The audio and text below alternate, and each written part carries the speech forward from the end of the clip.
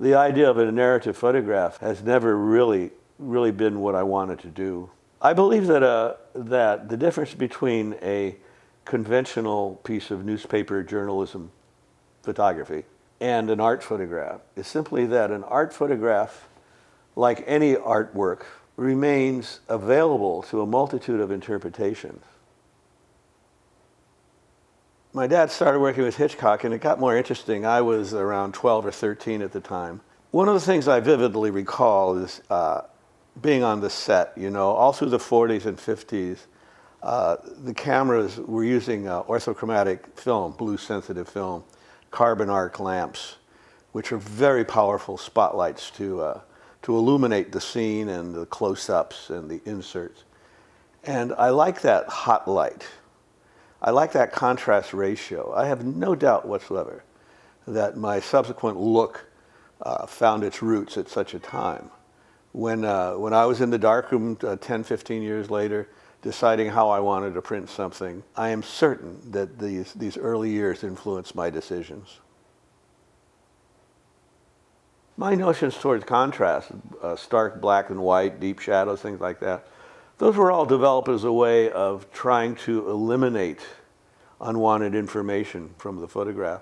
As my vision has become more understandable, I'm not so dependent on those blacks as I once was.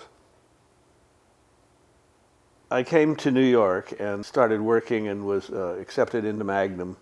I was 27 at the time, been a photographer for about 10 years. But I wasn't experiencing satisfaction in my work. Very committed to the medium, very certain since the Navy days what I wanted to do, but I didn't know exactly what the work was going to reveal. I had lost interest in fashion, I had lost interest in photojournalism. I wanted to make a kind of photograph that was reflecting my own personal concerns. And in pursuit of a kind of imagery that would fulfill my requirements, I found myself moving closer to the subject, very close to the subject, until finally I realized that a big aspect of the way I would see things had to do with what was not in the frame as much as what is in the frame. Visual tension is something that I strive for in all my compositions. I realized years ago the frame was either containing the information inside it, or the information inside the frame was pushing against the edges. And I didn't want to have a static, neutral, indifferent frame.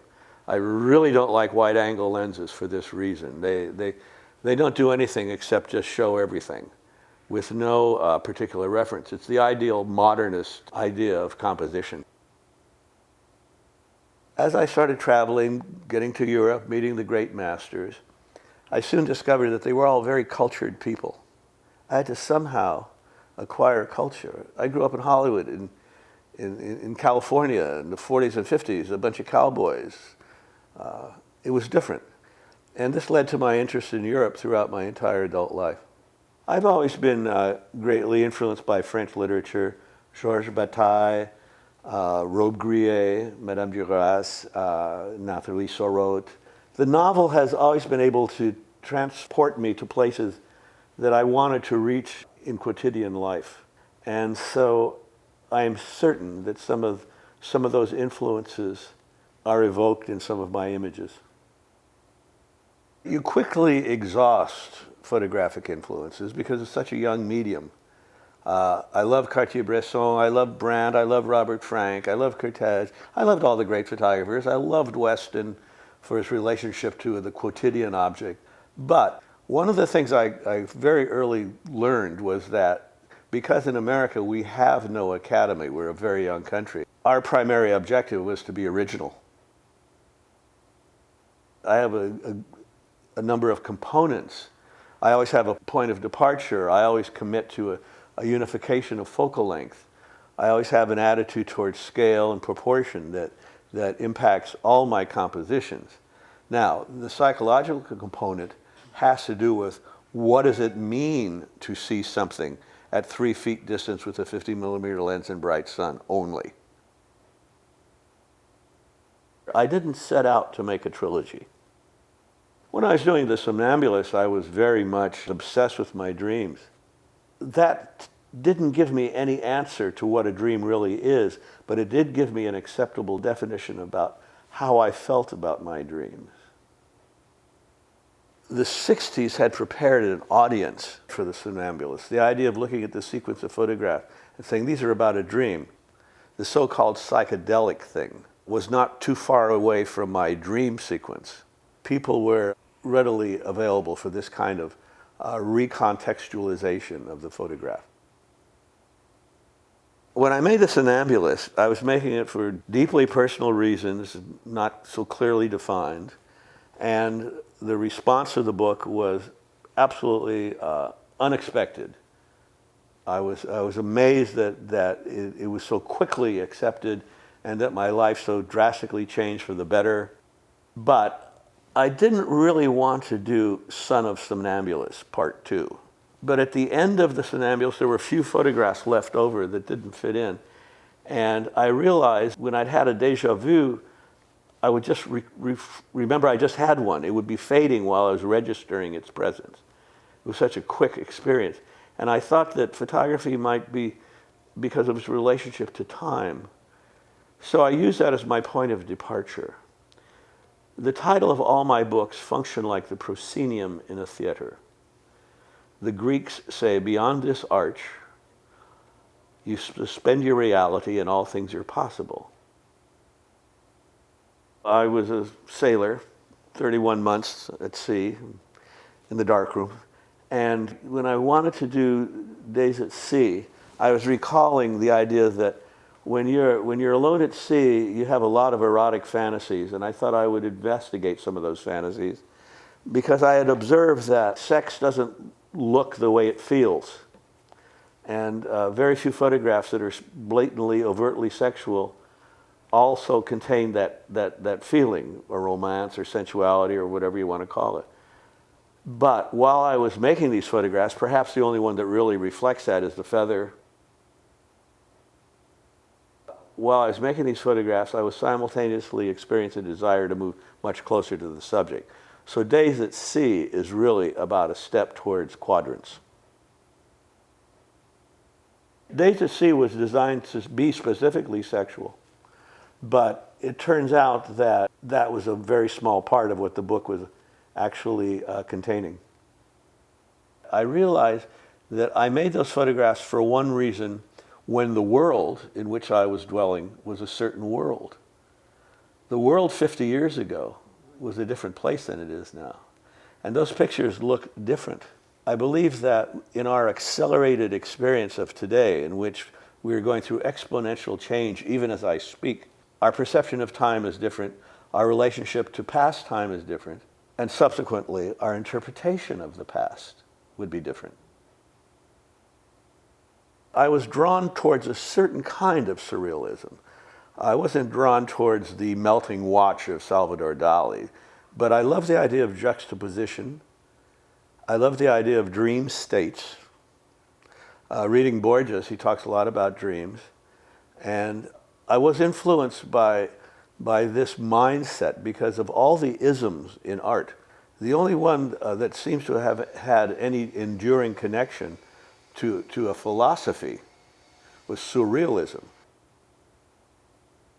I think the relationship of Cubism to my work is more closely aligned with a sense of geometrical proportions. Cubism has a lot of rectilinearity, curvilinearity to it, and I have a lot of diagonals, a lot of geometry in my compositions. When people ask me how I do my mise en page, my two-page spreads, I have to say that every set of decisions is different. I'm doing every two-page spread I'm doing for a different reason. I'm seeing something different, but I'm essentially searching for a dialogue between the pictures, because you put two pictures together and you get a third effect. I'm interested in ideas that will lead me to new visual territory that I wouldn't be able to access otherwise. I'm more interested in the things that I don't understand than the things that I do.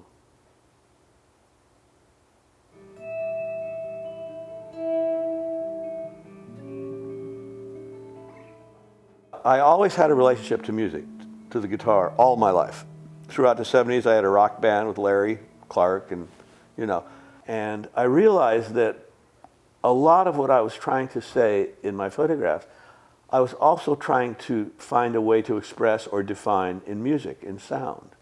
So for the last 20 years or so, I've been doing a lot of composition, and I'm half the time a musician now.